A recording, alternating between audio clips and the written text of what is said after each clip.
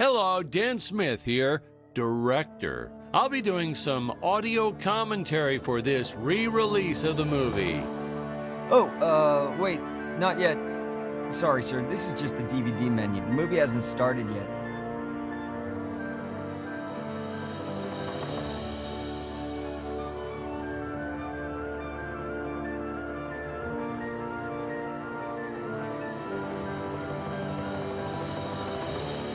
Okay, now, that movie poster is definitely wrong. How do you explain that one? Well, it's rather silly. The studio's projections go a bit further than you would think. This one is actually to please the robot demographic.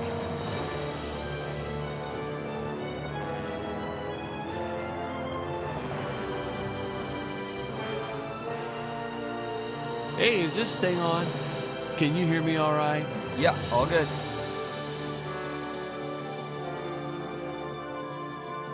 All right, we're gonna start the commentary track now.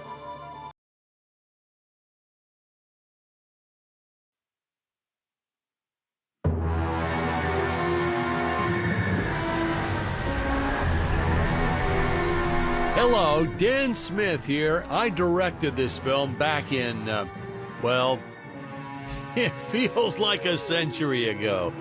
Yeah. The studio asked me to provide a commentary track for the DVD release. And wham! Straight into the action. No fluff or anything. That's what we did back then. Crash-landed ship. Out pops our hero, the fearless Dick Starspeed.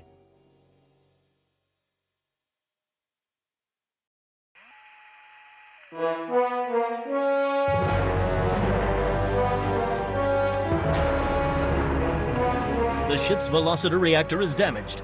I believe that I am stranded on an alien planet. Played, of course, by actor Jonathan Digby. Went on to some minor roles after this. Such a shame. I thought from day one this guy's got leading man written all over his face.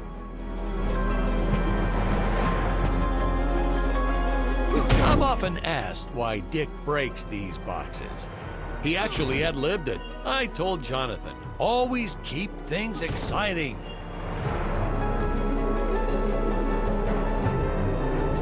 Greetings, citizens of Gravoria. I am Dick Starspeed, and I come in peace. Probably shouldn't have had Dick draw his weapon when he was talking about thieves. Well, maybe one day we'll go back and CG it into a sandwich or something instead. Ha! Just kidding. This is what people pay to see. A no-name middle-aged B-list actor duking it out with stuntmen in costumes. Such stunning choreography. Now the extras in those robot suits really knew how to take a punch. Oh, literally. I told Jonathan not to hold back. Give it all to him. Kick him in the nuts and bolts. And I know what you're thinking, but don't worry. We handled it responsibly. We made them all sign waivers not to sue for injuries. Holy smokes!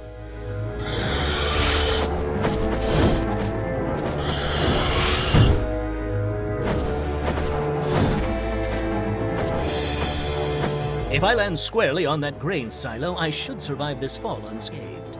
I shouldn't say this now, but you could actually see the strings if you squinted hard enough.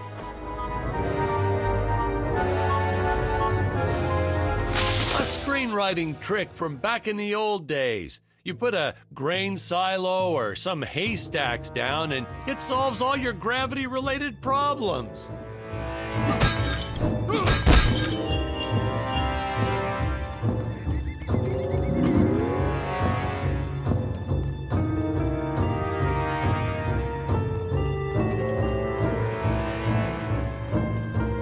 It appears some of my equipment was lost when my ship was shot down.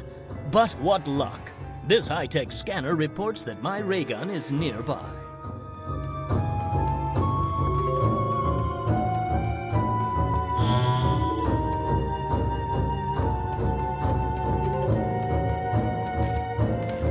Oh, the dinosaurs! You just don't see quality stop motion like this anymore, do you? Someone actually sat there and moved them, frame by frame. Today, it'd be done with computers, but where's the artistry in that?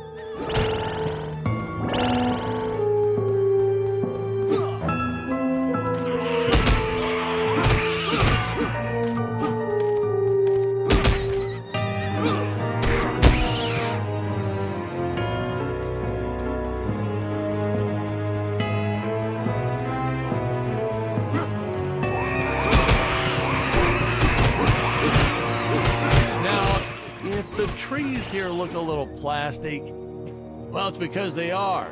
I took them from the set of my last film, Vampire Island 2.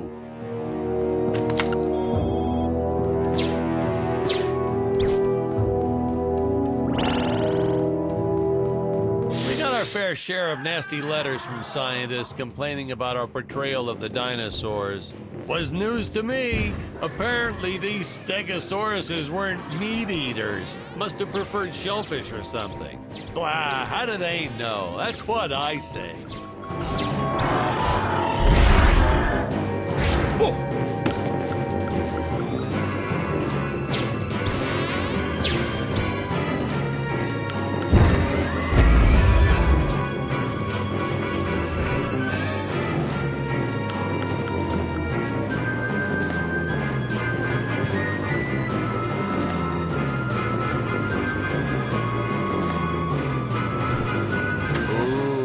The fearless sea monster, always patrolling the shore, eagerly awaiting for his next meal.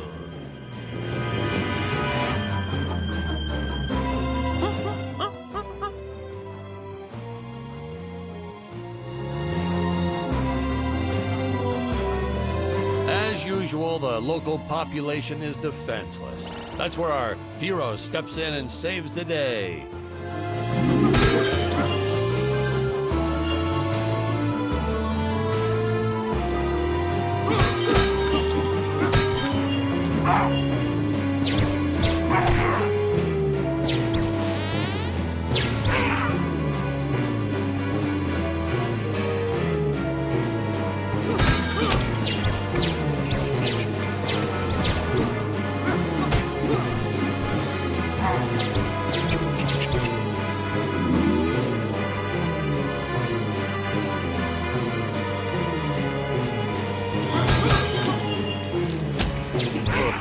We put Jonathan through a lot shooting this film. He wasn't the best actor, especially when reacting to getting hit.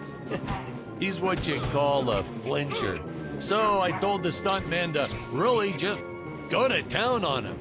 It's the only way to get an honest performance sometimes. Our props master tried to make the weapons soft, but there's only so much you can do. Lucky for us, Dick's entire body was covered in that spacesuit. That thing was a lifesaver when it came to hiding bruises.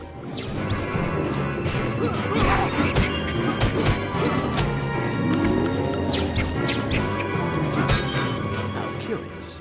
They dissolved into what appears to be gold.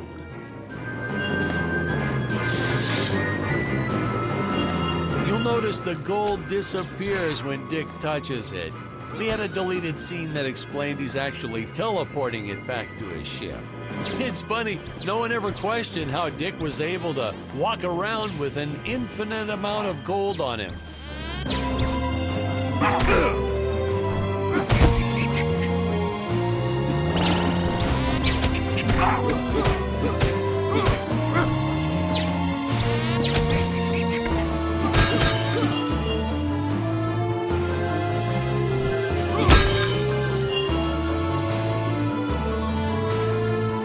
We had to redo these shots. Our first attempt was kind of a disaster. We tried using real apes, thought it'd cut down on the costume budget a bit. But have you ever tried working with apes?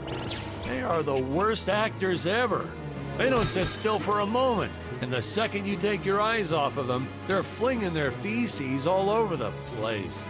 Jonathan refused to work with them after he got, well, let's just say that he had to take more than a couple of showers one day. You know, you never forget the smell of monkey poo. We steam cleaned the studio top to bottom. Still never got rid of it entirely. All through the rest of the shot, we kept finding those little surprises hiding inside various props. Boy, were those the days.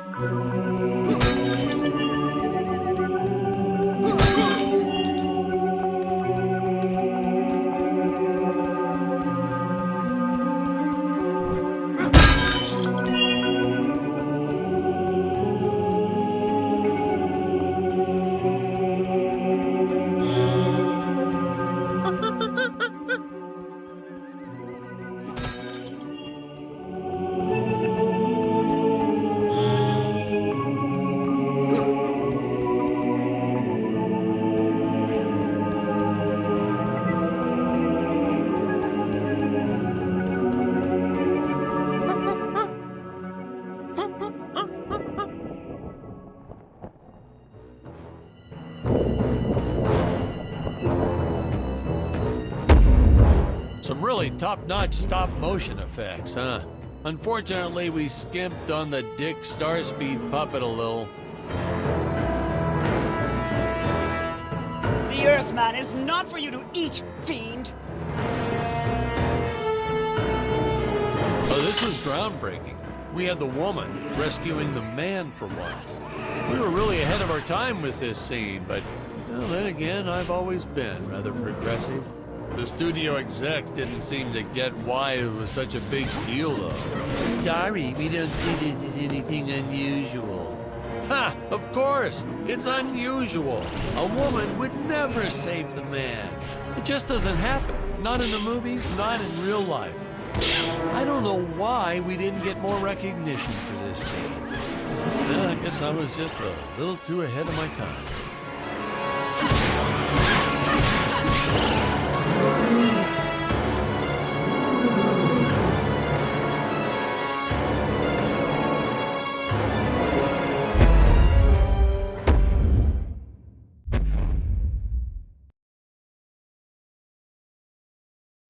Thank you for saving me, strange woman.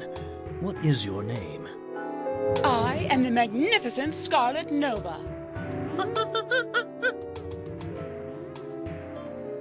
Do not question my motives. Just be happy that you are still alive. I must speak with my father at once. I shall teleport to his chambers.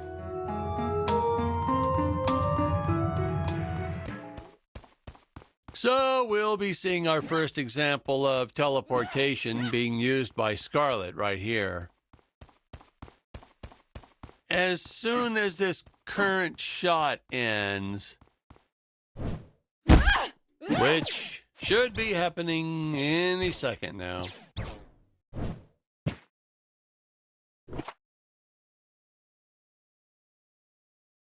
Huh? Where is this place? This is not my father's chambers. You have disobeyed me for the final time, Scarlet. Enjoy an eternity in the Tower of Eternal Solitude. For all eternity! Ha! The old fool did not notice I am wearing my jetpack. Booster usage. Jump. Wait. Wait. Use booster. Survive deadly fall.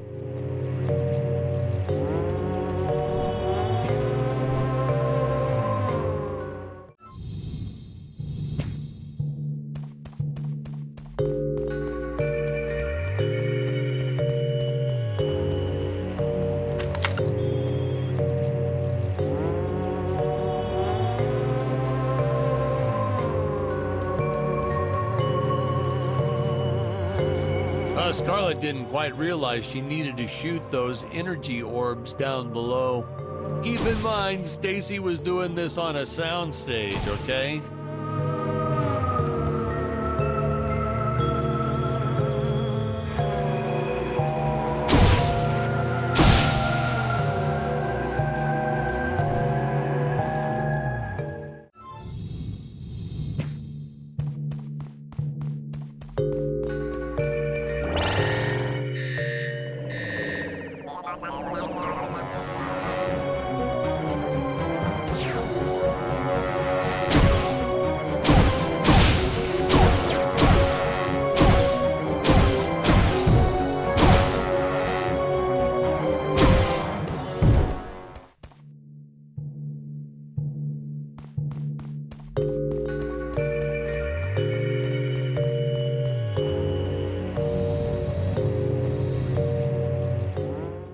I designed this creature to reflect the human condition. Always hungry, never satisfied. The bottomless pit of the beast's stomach. I don't know, you say stuff like that in interviews and your film always wins awards.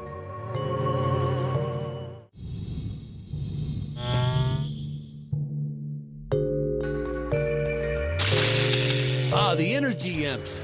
Such a neat effect. We had to paint each movement frame by frame and superimpose it into live footage. We were pulling all-nighters for weeks. Well, when I said we, I meant the artists. I'm pretty much useless if I don't get a solid 10 hours a night. But they were at it forever. They had to redo it all because I accidentally told them red instead of blue the first time. Artists.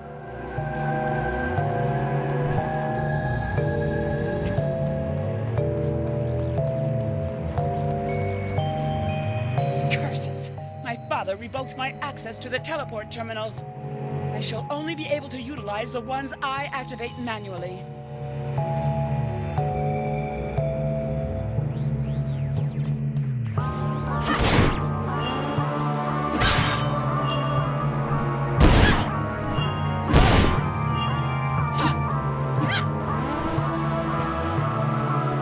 Man, some of these shots are dragging on longer than I remembered.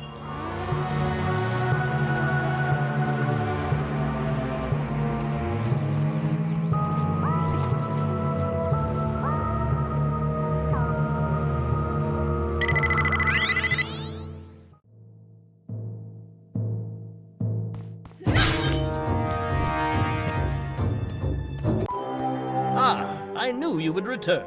Puny Earthman, you shall help me overthrow the Emperor. Why would you turn against your own father? How do I know I can trust you? Oh, this scene.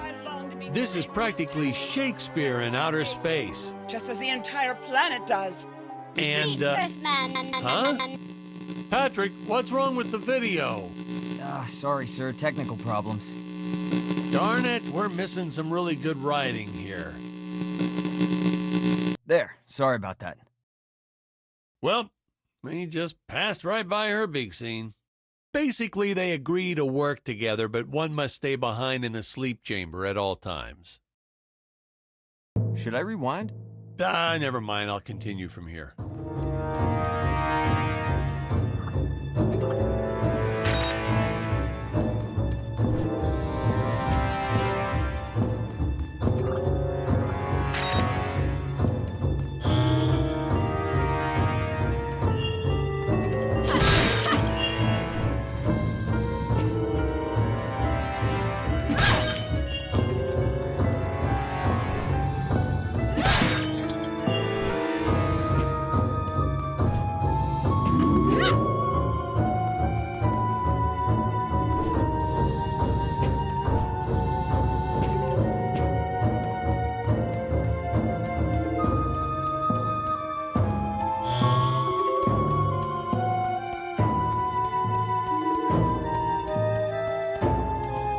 Right from the start, our budget was a little tight, even by standards back then. To make do, Tony shot a couple scenes in black and white. Originally, he intended to use it for flashbacks. But then I had to break it to him. Our film doesn't have flashbacks. We almost made it a silent film just to cut costs.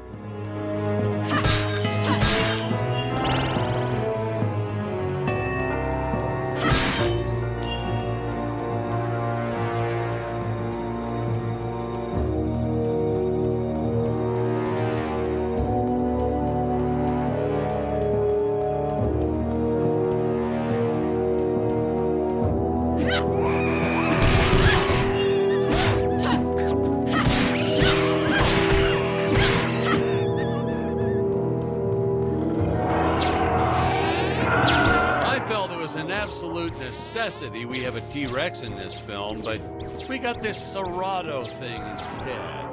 Of course, I went through the whole production thinking it was a T-Rex because, really, who can tell the difference anyway?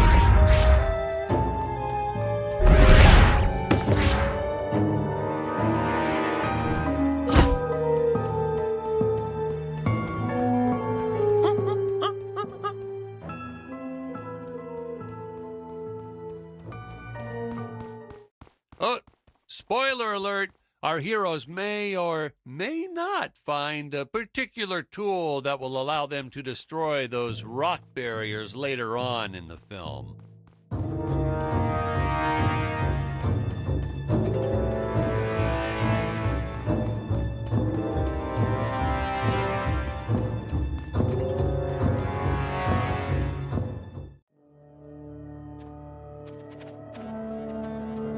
It would appear that now is the time for us to climb the Deadly Tower of Monsters.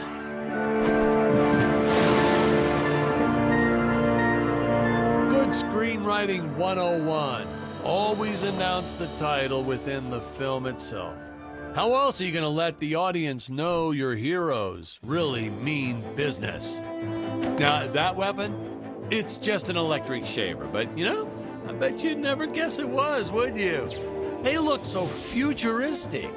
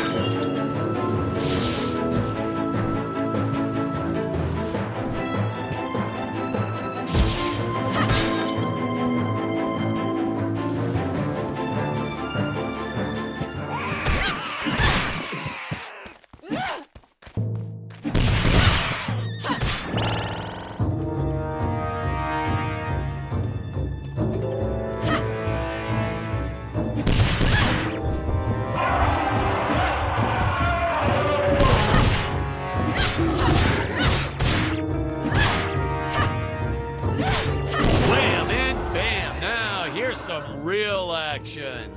Nothing like an adrenaline boost to get our hero to really start wailing on those monsters. We were unsure how to represent a surge of adrenaline at first, but I think we nailed it. Yep, definitely nailed it.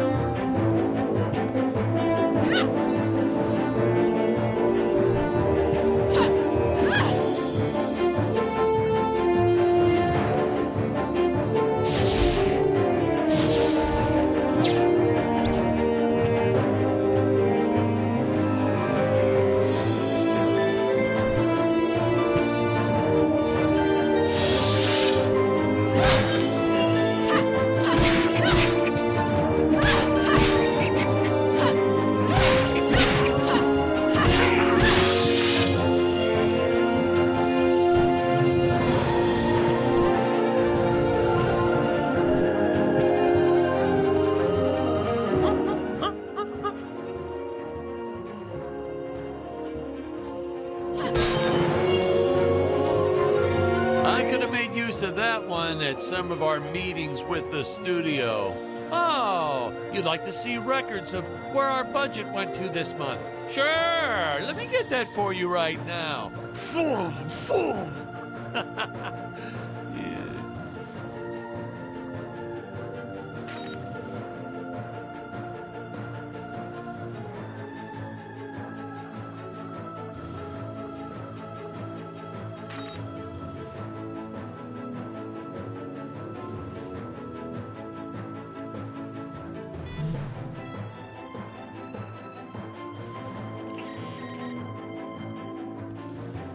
Unfortunately, those meetings ended in a much different way.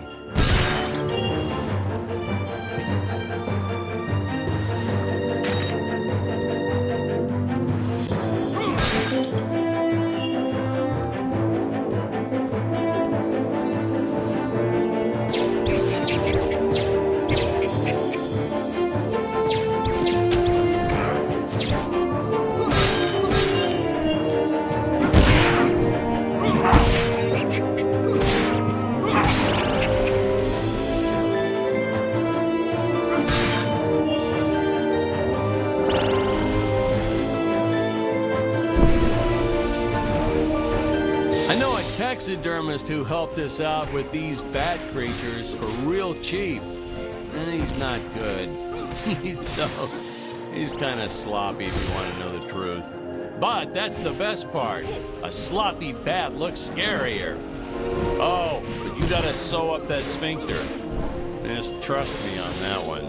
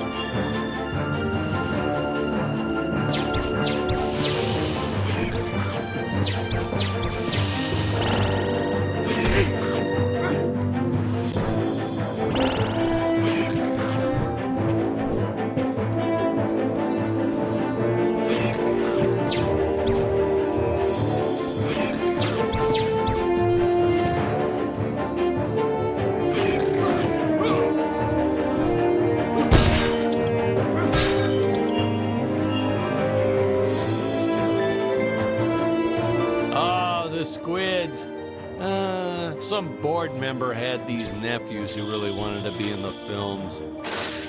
They made me cast them as squids. Whatever happened to artistic integrity? If you're going to cast a role not on merit, at least let it be a hot female role.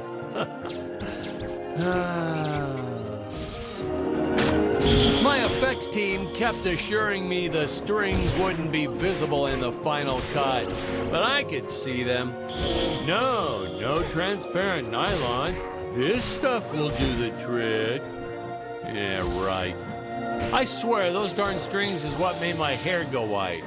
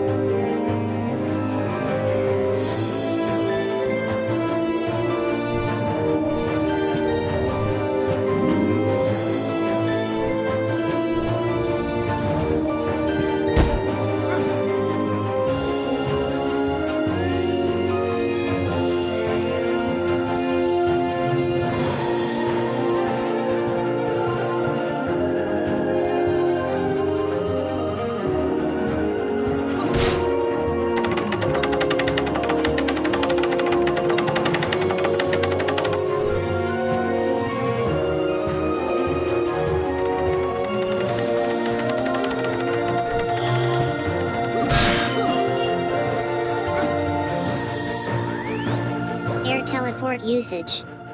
Jump. While in the air, use teleport. Quickly return to upper floor.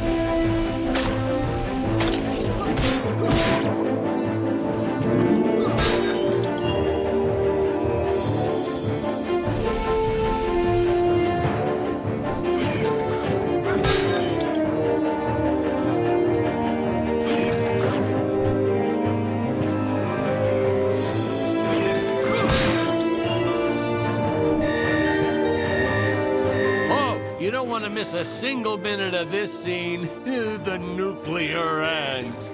Hey, we need to remind the audience our heroes are climbing a tower. So I needed something that would stick to walls. Originally, we had these web-footed what-have-yous. Not very scary. And then I left some cake out in my trailer, and it was crawling with ants in the morning. And that's when it hit me. What is the most obnoxious thing in the world?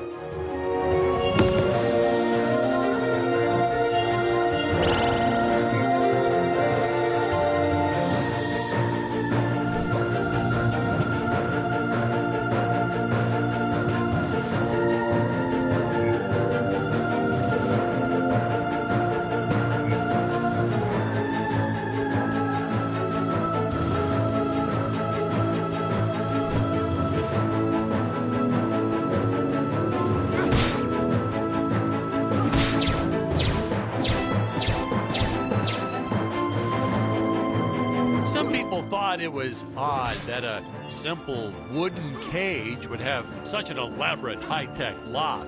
But hey, if a Gregorian ever traveled to Earth, I'm sure they'd think a lot of our stuff is weird too.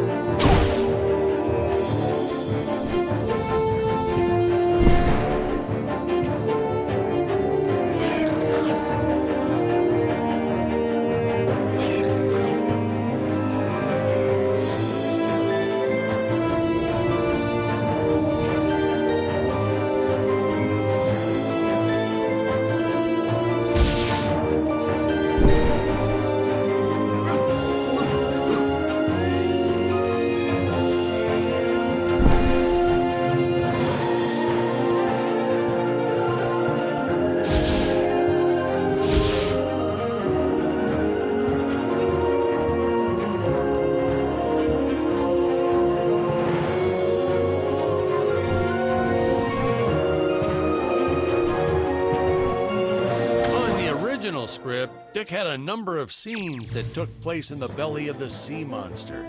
He actually meets a whole tribe of diminutive mermaids and saves them from extinction. We cut all that for time, so now Dick's transition between sea and land seems a bit abrupt.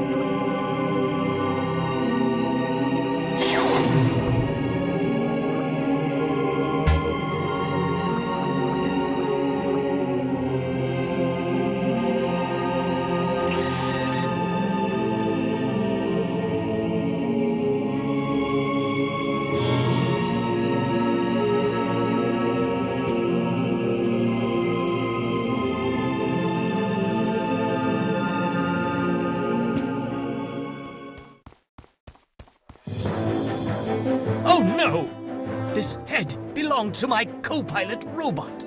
He was the most loyal companion in the galaxy. Dick. Malfunction. Dick. Malfunction.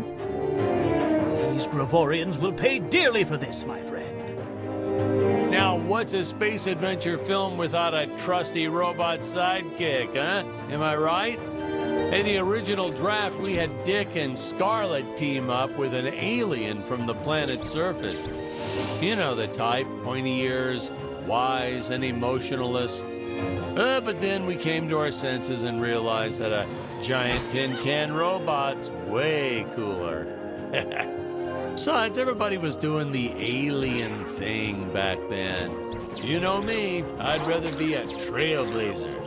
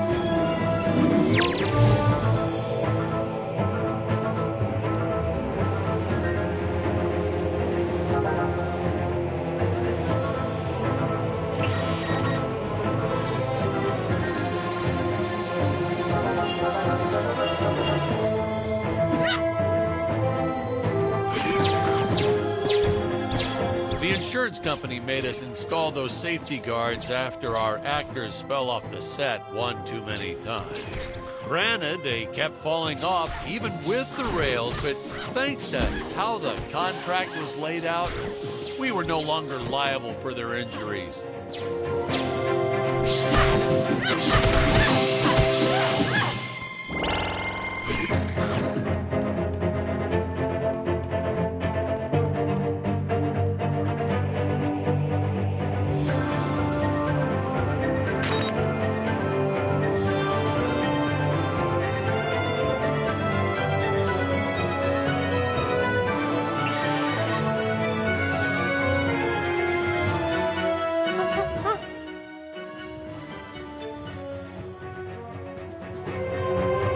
Well, ladies and gentlemen, I guess it's time to talk about the elephant in the room. Why on earth does this crazy film have title cards on screen when people are talking? You're thinking that, aren't you? I know you are. I would be too. Well, we had thought about making it a silent film at one point, so we shot a lot of scenes up close like this, with the dialogue written out for the audience to read. Well, when we swapped over to making a talkie, well, we just decided to keep on going rather than reshooting all those scenes.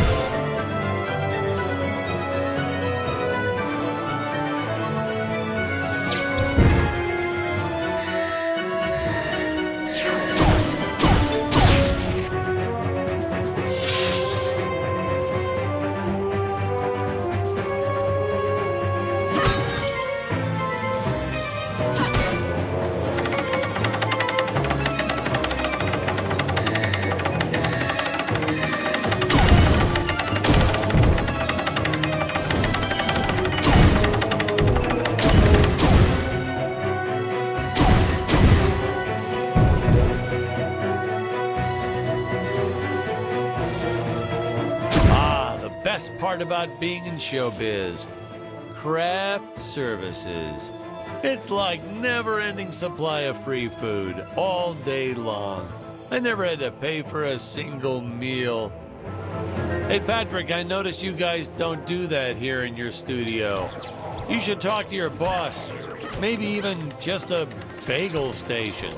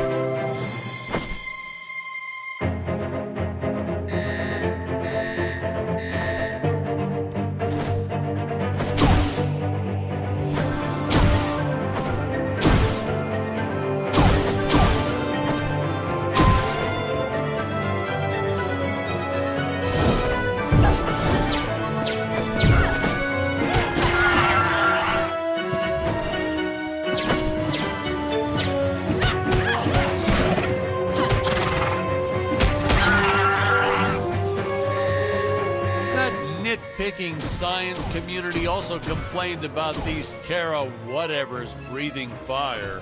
Like there's fossil evidence of dinosaurs not ever shooting fireballs. It's not like I gave them neck frills or had them spit poison or anything ridiculous like that.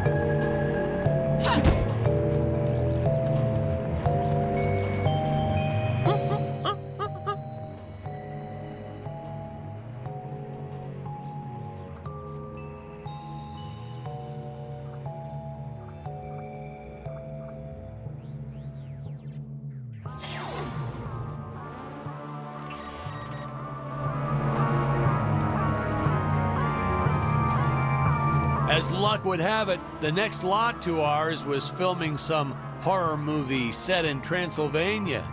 So we signed a soft contract with them to use their set after they wrapped for the day. And by that, I mean we kind of snuck in and filmed it real quick when no one was looking.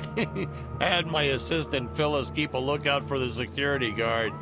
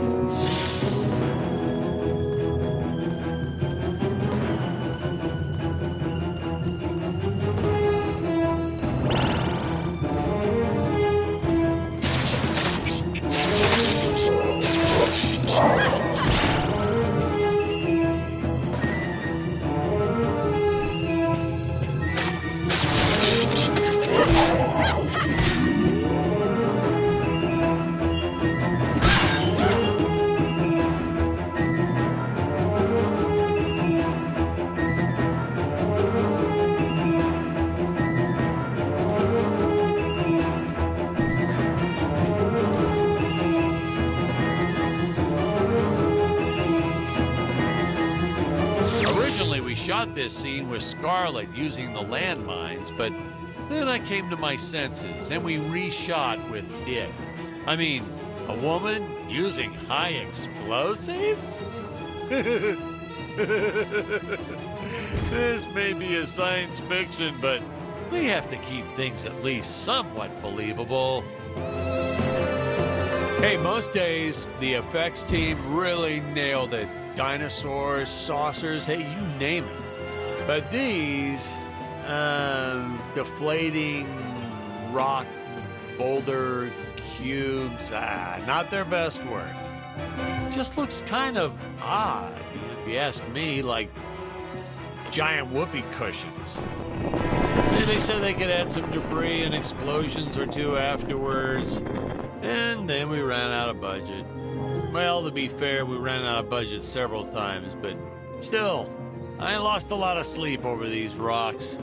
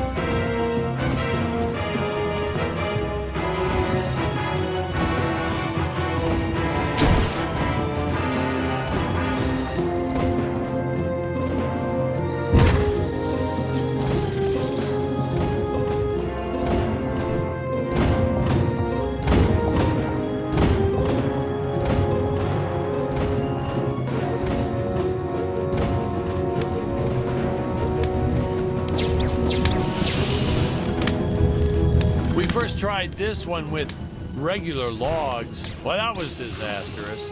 I'll tell you, never mess with physics. It was kind of, well, to be frank, it started out nice, but then, well, it was a death trap. Just plain and simple, it was a death trap. Poor kid holding the boom almost broke his leg. Guess he played basketball in college or something, because he leaped right at the last second. Whew! Crisis averted. My props guy wanted to swap them with some spongy material for safety, but I had a better idea. Let's set the logs on fire. Then the crew will be sure to be safe dealing with them.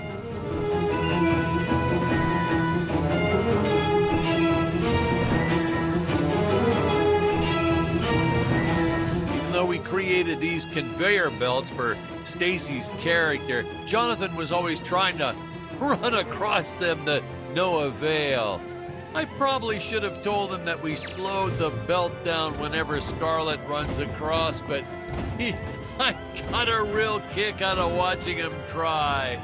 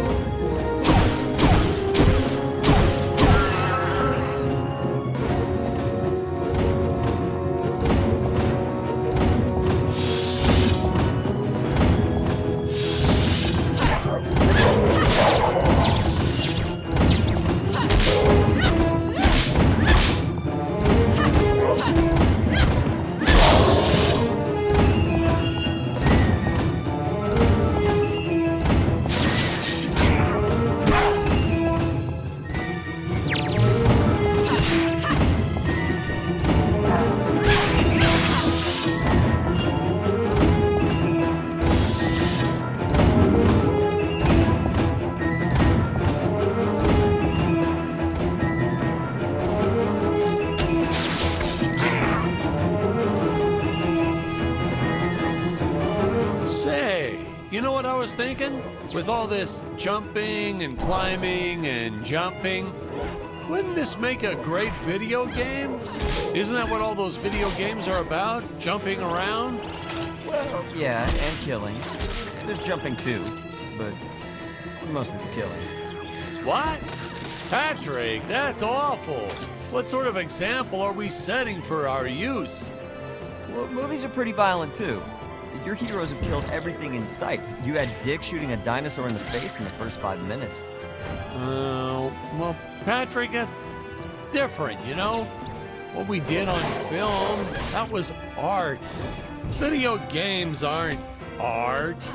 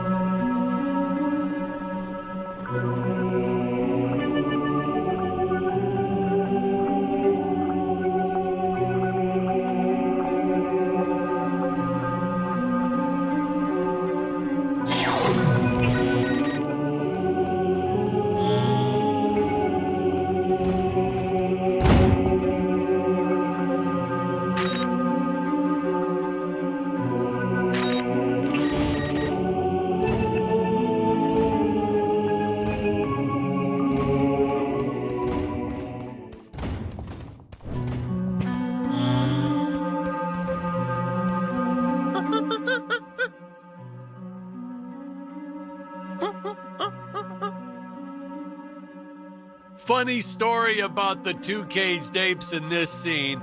I had completely forgotten about them when we wrapped up filming on the set.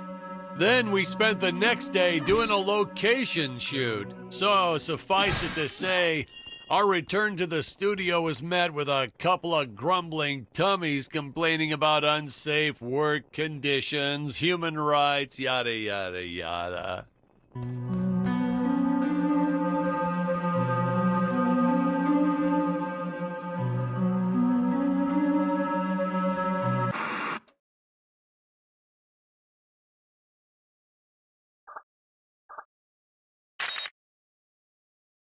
Nice audio booth you have here. What is this, leather? Oh, feels like leather.